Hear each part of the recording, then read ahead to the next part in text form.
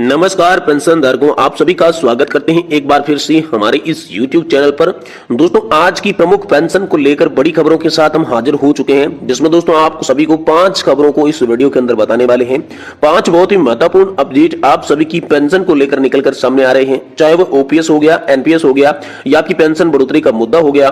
साथ ही साथ high level panel की जो सिफारिश की गई थी एनपीएस को लेकर, उसके बारे में भी बात करेंगे।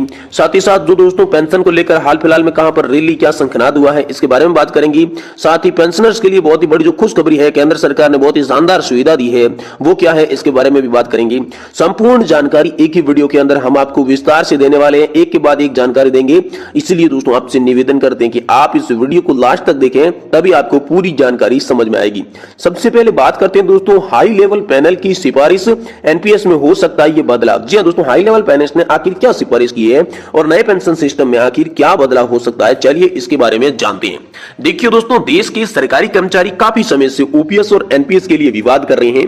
कुछ लोग मानते हैं कि एनपीएस सही है, तो कुछ का दोबारा से ओपीएस लागू करने की डिमांड है। तो ऐसे में एक हाई लेवल पैनल ने हाल ही में सरकार को एक सिफारिश दी है। तो आखिर की सरकार को क्या सिफारिश दी है, चलिए जानते हैं। देखिए दोस्तों, केंद्र सरकार की नेशनल पेंशन स्कीम में इस साल के अंत तक संशोधन कर सकती है, ताकि यह सुनिश्चित किया जा सके कि कर्मचारी को रिटायरमेंट भुगतान के तौर पर अंतिम जो सैलरी का कम से कम यहां पर 40 से 45% मिल सके। इसकी सिफारिश हाई लेवल पैनल ने की थी। एक रिपोर्ट के बाद इस मामले से जुड़ी 2 लोगों ने बताया कि फिलहाल इस मामले पर विचार किया जा रहा है। जी हां दोस्तों, साथ में क्या हो सकता है बदलाव, इसके बारे में अगर बात की जाए तो दोस्तों नेशनल पेंशन में सुधार कर सरकार कुछ बदलाव कर सकती है। संशोधित पेंशन योजना मार्केट रिटर्न से जुड़ी रहेगी, लेकिन सरकारी कर्मचारियों की आखिरी जो सैलरी होगी उसका कम से कम 40% देने के सिस्टम पर काम कर रही है। यानी कि आपको नई पेंशन सिस्टम के अंदर भी 40% पेंशन दी जाएगी, जैसे कि ओपीएस के अंदर 50% आप सभी को पेंशन मिलती है, वेतन की आधी मिलती है। लेकिन यहां पर जो एनपीएस में संशोधन करके आपको वेतन की आधी से थोड़ी कम पेंशन यानी कि 10% कम पेंशन आपको दी जाएगी। जी हां दोस्तों, रिपोर्ट के मुताबिक अधिकारी का यह कहना है कि सरकार एक आधार राशि सुनिश्चित करेगी। इसका मतलब है कि दोस्तों भुगतान आधार राशि में कम होगा, जो कि सरकार को पेंशन में कमी पूरा करने के लिए हस्तक्षेप करना होगा। फिलहाल कर्मचारी औसतन 36 से 38% के बीच का रिटर्न जो है वो अर्जित कर रहे हैं, ऐसा माना जा रहा है। साथ ही साथ दोस्तों एनपीएस पर आखिर में विवाद क्यों हो रहा है, इसके बारे में बात की जाए तो दोस्तों पुरानी पेंशन स्कीम के तहत पेंशन भोगियों को रिटायरमेंट के समय मिले वेतन का 50% मासिक लाभ मिलता था। साल 2004 में शुरू की गई मौजूद मार्केट लिंक्ड पेंशन प्लान ऐसी कोई गारंटी आधार पर रकम प्रदान नहीं करती है। नई पेंशन प्लान में एक और भी विवाद है दोस्तों। एनपीएस में कर्मचारियों की सैलरी का 10% योगदान और सरकार का 14% योगदान देती है, जबकि ओल्ड पेंशन स्कीम में कर्मचारियों का कोई योगदान नहीं होता। इसके अलावा एनपीएफ में पेंशनर्स को रिटायरमेंट के समय कोष का 60% टैक्स फ्री और 40% हिस्सा पर भुगतान करने योग्य होता है। साथ ही दोस्तों एनपीएस में किसका कितना होगा योगदान, इसके बारे में अगर बात की जाए तो दोस्तों राष्ट्रीय पेंशन योजना के तहत 87 लाख केंद्र और राज्य सरकार के कर्मचारी अपने मूल वेतन का 10% योगदान करते हैं, जबकि सरकार 14% का भुगतान करती है। अंतिम भुगतान का उस फंड पर रिटर्न निर्भर करता है, जिससे ज्यादातर सरकारी ऋण निवेश में जाता है। साथ ही दोस्तों यहां पर बात की जाए कि आखिर में आप सभी के लिए दूसरी बड़ी खबर क्या है, तो दोस्तों दूसरी बड़ी खबर ईपीएस 95 हायर पेंशन को लेकर है। 33 लाख और 28 लाख तक का ईपीएफओ के खाते में जमा पेंशन लेटर पर लगाई गई रोक, आखिर एक बहुत बड़ी खबर है। जी हां दोस्तों, ईपीएस 95 हायर पेंशन की एक ताजा खबर है।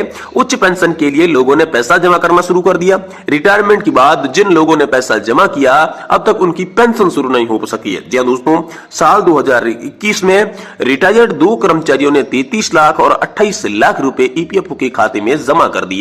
जी हां दोस्तों, 15 और 25 अक्टूबर को पैसा जमा किया गया था, लेकिन पेंशन चालू कब से होगी इसकी जानकारी ईपीएफओ के उच्च अधिकारी भी नहीं दे पा रही थी। पैसा जमा करने के बाद जब बार-बार कार्मिक और कर्मचारी भविष्य निधि संगठन ईपीएफओ से संपर्क कर रहे हैं, तो वहां बताया जा रहा है कि दिल्ली से आदेश प्राप्त होने के बाद उच्च पेंशन का लेटर जारी किया जाएगा। तो दोस्तों फिलहाल दिल्ली से आदेश का इंतजार किया जा रहा है। जब तक आदेश प्राप्त नहीं होता तब तक क्षेत्रीय कार्यालय का कोई आदेश जारी नहीं कर सकता। अब ऐसी स्थिति में कर्मचारियों में यहां पर जो है वो तनाव पैदा हो गया है। दोस्तों ईपीएफओ के अफसरों ने कहा था कि 20 दिन में पेंशन होगी चालू। जी हां दोस्तों, ईपीएफओ रायपुर के अधिकारियों ने भिलाई स्टील प्लांट के बीटीआई के कार्यक्रम के दौरान दावा किया था कि पैसा जमा होने से 20 दिन के भीतर ही पेंशन चालू कर दी जाएगी। अब वह अधिकारी दिल्ली से आदेश होने की बात बात बोल रहे हैं। जी हाँ दोस्तों, ये धोखा हो रहा है। जब पहले बोला जाता था कि आप कंट्रीब्यूशन देंगे तो उसी आधार पर आपको पेंशन दे दी जाएगी, लेकिन अभी हाल फिलहाल में जो हो रहा है उसके आधार पर कहा जा रहा है कि जैसे दिल्ली से आदेश आएगा उसके बाद यहाँ पर जो है वो कर्मचारियों की पेंशन शुरू की जाएगी। दोस्तों, कर्मचारी नारेबाजी करते हुए सिविल लाइंस पत्थर गिरजाघर से निकले और शहर के इलाकों में हुआ कलेक्ट्रेट पहुंचे। बाइक रैली में बड़ी संख्या में कर्मचारी शामिल हुए। कर्मचारियों का कहना था कि जब तक उनकी मांगे पूरी नहीं होगी उनका आंदोलन जारी रहेगा। जी हां दोस्तों, ये तीसरी बड़ी खबर है।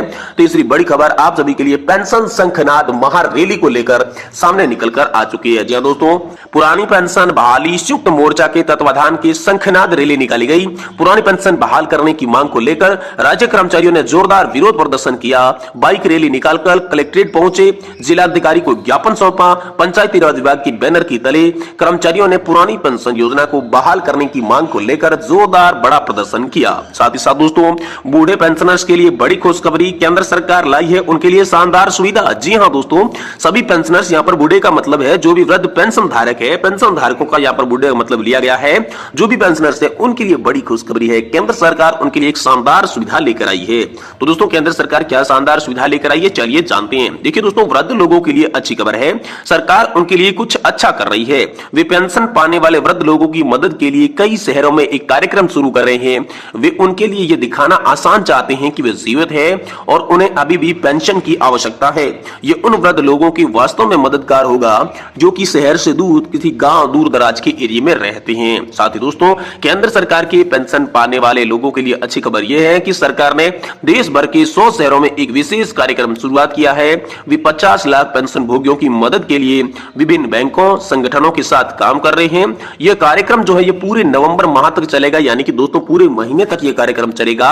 सरकार उन वृद्ध लोगों की मदद करना चाहती है जो कि दूर रहते हैं, जिनके लिए यह साबित करना आसान हो जाता है कि वो जीवित है और उन्हें पेंशन की आवश्यकता है। वे कुछ बैंक कर्मियों को विशेष फोन दे रहे हैं ताकि पेंशन भोगी बैंक जाकर अपना सबूत दिखा सकें। अगर कोई बहुत बीमार भी है तो दोस्तों बैंक कर्मचारी सबूत इकट्ठा करने के लिए उनके घर भी आ सकते हैं। जी हां दोस्तों, ये बड़ी खबर है आप सभी के लिए कि अब तक दोस्तों पेंशन भोगी को पेंशन के लिए चक्कर काटने पड़ते थे, लेकिन मोदी सरकार ने एक और सुविधा लॉन्च की है जिसके तहत अगर कोई बुजुर्ग व्यक्ति है, बूढ़ा व्यक्ति है, वो कहीं जा आ नहीं सकता है तो जो बैंक के कर्मचारी है वो आपके घर आएंगे और आपका जो जीवन सर्टिफिकेट है, प्रमाण पत्र है, वो जमा करके लेके जाएंगे और आपकी पेंशन जो है ज्यों की त्यों चालू रहेगी। तो ये दोस्तों बहुत ही बड़ी खबर है। साथ ही साथ पुरानी पेंशन पर एक वरिष्ठ पत्रकार ने सरकार को भी सलाह दी है। साथ ही साथ जो केंद्रीय कर्मचारी है वो ओपीएस में विकल्प आखिरी तौर पर शामिल होने के लिए यहाँ पर रैली निकाल रहे हैं और पीएफ और ग्रेजुएटी को लेकर भी सुप्रीम कोर्ट ने हाल ही फिलहाल में जो हाईकोर्ट का फैसला आया था उसे भी पलटा था। तो दोस्तों, इसे देखते हुए अब लग रहा है कि 2024 से पहले आप सभी पेंशन धारकों को बड़ी खुशखबरी देखने को मिल सकती है। लेकिन क्या खुशखबरी देखने को मिलेगी, क्या बड़ी खबर आएगी, ये तो दोस्तों किसी आदेश के बाद ही पता चलेगा।